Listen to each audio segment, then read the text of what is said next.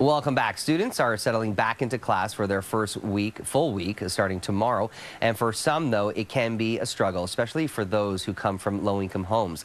And that's where Pathways to Education comes in. Joining me now to talk more about this group and what they are doing for students is Kishan, who is an alumni of the program, and Peter, who is a representative of Pathways. Thank you so much for coming in, guys.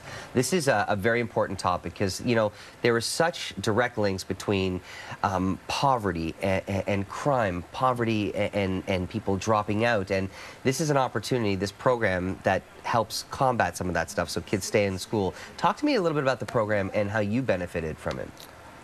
Well, my time in the program really benefited me because while there, I just found a great support network. So like the staff that were at Pathways to Education in Scarborough Village helped me believe in myself, essentially. They helped me realize that I had the capability and I had the resiliency to get through my challenges and go through the struggles of academia, and also just continue to develop myself as a person, look into jobs, look into my future career, and sort of plan my life ahead.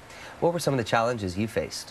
One of the biggest challenges was just believing in myself, and another part of that was just getting to school and sort of being able to sort of get through those classes and just all that stuff. And one thing that really helped me in that time was the bus tickets that Pathways to Education provides. And so that alleviated a large amount of the financial burden my family faced, and that essentially allowed us to put food on the table.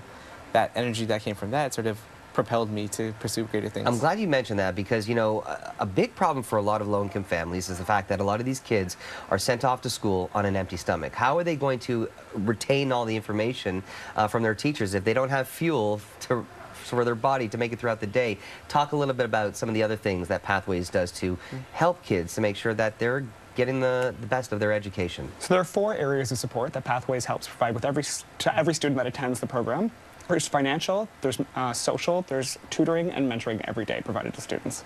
So it's a full wraparound program at our 20 program locations across the country. There are people watching right now, whether they're a parent or they're a student, and they're thinking to myself, I need to access these kind of resources. Talk to those people out there. How can they, you know, be a part of Pathways and take advantage of some of the resources you offer? Absolutely. So I encourage anyone to go to pathwaystoeducation.ca to check out our website.